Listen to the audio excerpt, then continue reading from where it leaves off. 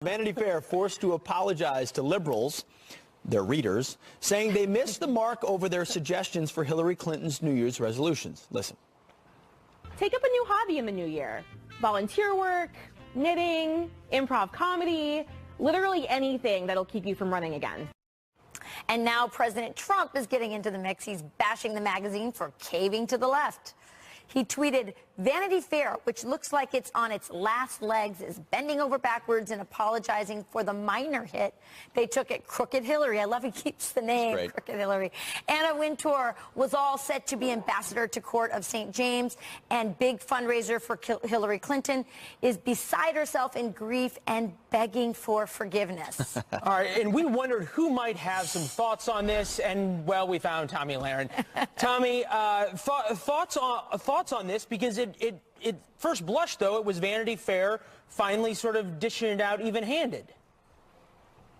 And I gave them credit for that, actually, a couple of days ago on Hannity. I said, hey, good for them. They had a humor. They were able to poke fun at Hillary Clinton. And, of course, anytime you poke fun at Hillary Clinton, the leftist machine is going to come after you. But why are we apologizing to Hillary Clinton for anything? I will apologize to Hillary Clinton when she apologizes for compromising national security and classified information, lying about Benghazi, taking money from countries who torture women and gays, rigging the primary against Bernie Sanders, and just making women overall look bad. That's when I will apologize to Hillary Clinton. Until then, my goodness, Vanity Fair, get a backbone. Well, Tomi, I think she's safe. I don't think that's going to happen anytime soon. You're true. Well, this is what Vanity Fair had to say, to your point. They said, quote, it was an attempt at humor, and we regret that it missed the mark. Who did it miss the mark with, Tomi?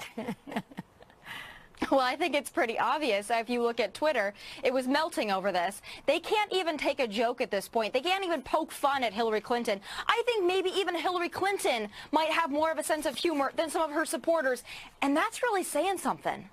Now, It is. It is. Yeah, we saw that humor really come out on the trail. So, Tomi, Hillary now tops the list of the most admired women in the world. By the way, this is like her 16th year in a row.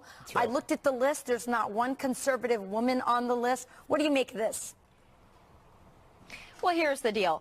I think after 8 years of the Obama administration, Americans have been conditioned to appreciate losing and appreciate losers. So now we are still admiring losers, and Hillary Clinton is certainly a loser. But also keep in mind the other women on this list include Beyonce, who is admired for grinding and thrusting on stage. So I don't know about this list. I don't know about the polling. I haven't trusted polls since November 8th of 2016. I don't know about you guys, but I don't know why we're still looking at polls when they say that Hillary had a 93% chance of winning. That's true. I don't know about the numbers. This is Gallup, and they had she had 12% support last year. Now 9% of respondents for Hillary Clinton this year. So even though she's the most admired, it has dipped. Well, and you said there was no conservatives on the list. I don't know if this qualifies as a conservative, but 1% of those surveyed named First Lady Melania Trump. Tomi, one thing that your videos have done is really brought to a forefront issues that may not be top of mind to everybody. Your take has sort of brought them up and allowed those stories to bubble up. What are your underreported stories of 2017 that you think as we head into the new year we need to look back on as important about President Trump's first year?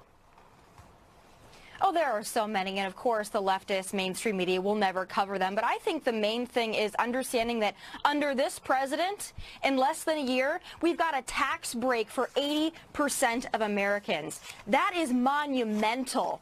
And that's something that we're going to be remembering for years to come, and the middle class is going to be remembering for years to come, not just Republicans, but Americans in general. So I think that that is a big one. However, there are so many. I think historically, let's look at the president and his moves to recognize Jerusalem and recognize that as Israel's capital and move the embassy to Jerusalem. That is historic on its own. The three presidents before him promised to do it and failed to do it, but this president did it in less than a year. That is a testament to the strength of Donald Trump. And that's just going to continue on in 2018. I can't wait to see what we're going to do, but I can tell you this much. We're going to build that wall because we're all waiting on the edge of our seats for that one. Well, that's what Ned Ryan said in the previous segment. I mean, conservatives and Trump supporters, that's a big part of what he ran on. There's been a lot of obstruction in Washington to that.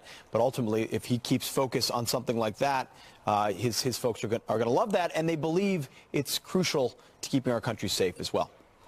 All right. Tommy, thank you very much. Thank you, Happy New Tommy. Year if we don't see you before. Yes, Happy New Year, Tommy. All right. Thank All you, the guys. best. Kind of funny, right? Well, that was Vanity Fair begging Hillary Clinton to not run again. It happens. It's called comedy. And instead of running again, go quietly away. Now they're getting huge backlash for it, with subscribers angrily attacking them and even burning the magazine. President Trump is taking delight in the magazine's plight, tweeting today, by the way, they apologized quickly, Vanity Fair, which looks as if it's on its last legs, they laid off a bunch of people, is bending over backwards and apologizing for the minor hit they took at Crooked Hillary, Anna Wintour, who was all set to be ambassador to the Court of St. James, and a big fundraiser for Crooked Hillary, is beside herself in grief and begging for forgiveness.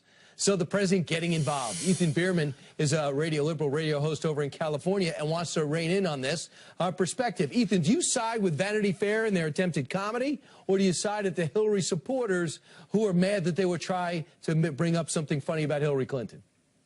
Well, I think there's a little bit of both going on there. First off, Vanity Fair, is light humor. This is what they do. This is their audience. Some of their audience was very upset. That's why they apologized. But look, Hillary Clinton supporters clearly have a right to still be upset. She won by 2.9 million votes in the popular vote. Furthermore, we have the grabber-in-chief. We have the Me Too movement happening. They have every right to be upset about it. But clearly the Democratic Party doesn't want her to run in 2020. We need to be looking for younger and more diverse members of the party to step forward here in 2020. I think Vanity Fair did the right thing issuing an apology. That's a smart business move by an American company. But what did they do? They took a political figure and they did sarcastic comedy on it. You might not think it's funny, but it's free game. Right. You have to admit, her husband, they went after him every night on late night. No one gets beaten up like President Trump on a regular basis. Why isn't she open season? After all, even though she sold a lot of books, the whining for 3 months is a source of comedy, usually. Yeah, well, but here's the deal. Again, if you own a business, Brian, and your customers are mad at something that you just did, you do an easy apology. Of course Vanity Fair is going to apologize. They need to keep their subscriber base. By the way, the president was factually incorrect yet again today in his tweet.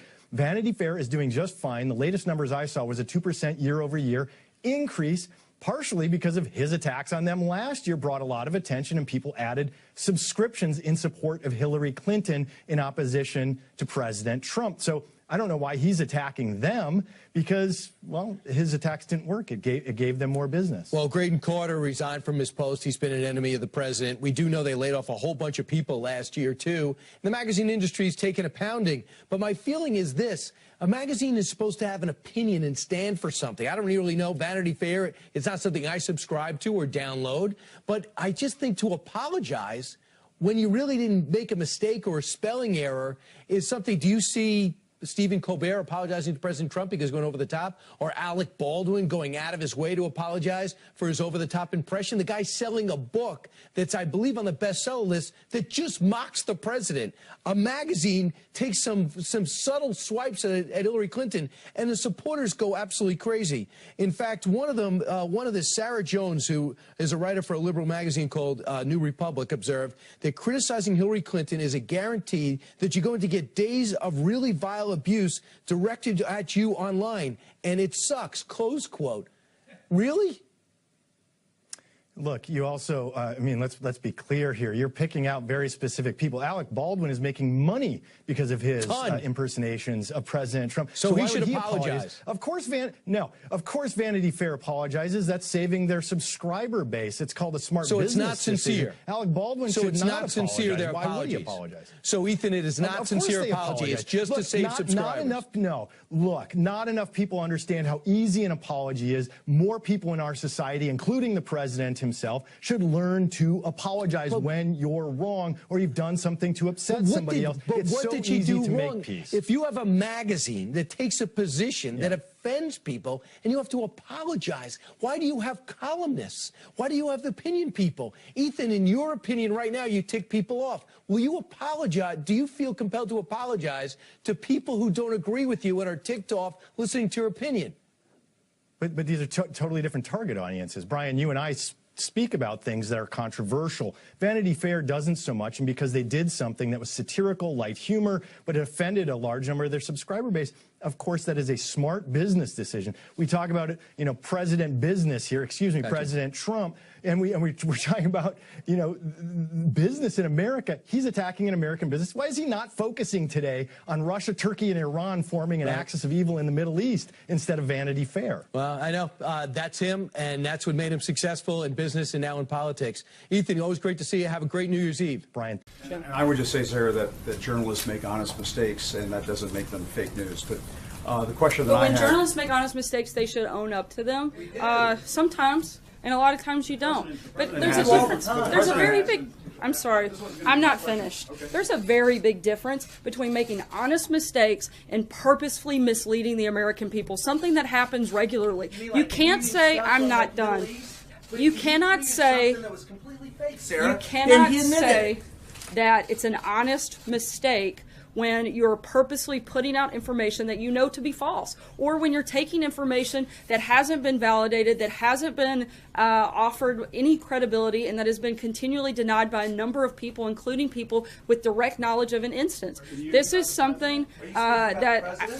I'm speaking about the number of reports that have taken place over the last couple of weeks. I'm simply stating that there should be a certain level of responsibility in that process. This was not... Brian, I called on Jim. This is not the line of questioning that I was going down, but can you cite a specific story that you say is intentionally false, that was intentionally put out there to mislead the American people? Sure. The ABC report by Brian Ross, I think that was pretty misleading to the American people, and I think that it's very telling that that individual had to be suspended because of that reporting. I think that shows that the network took it seriously and recognized that it was a problem.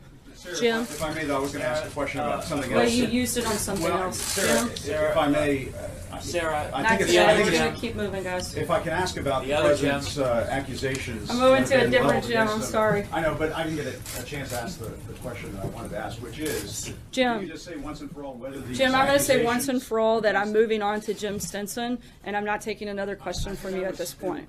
Sarah, a question about investment to your attacks on investment taxes. If that's okay. I would like to ask the question that I had about these accusations of misconduct against the president. You said that he's denied them. Can you say whether or not they are false? I'm not That's going all to I'm respond asking. to that question. You're not Go gonna... ahead, Jim. Some investors are saying the tax reform package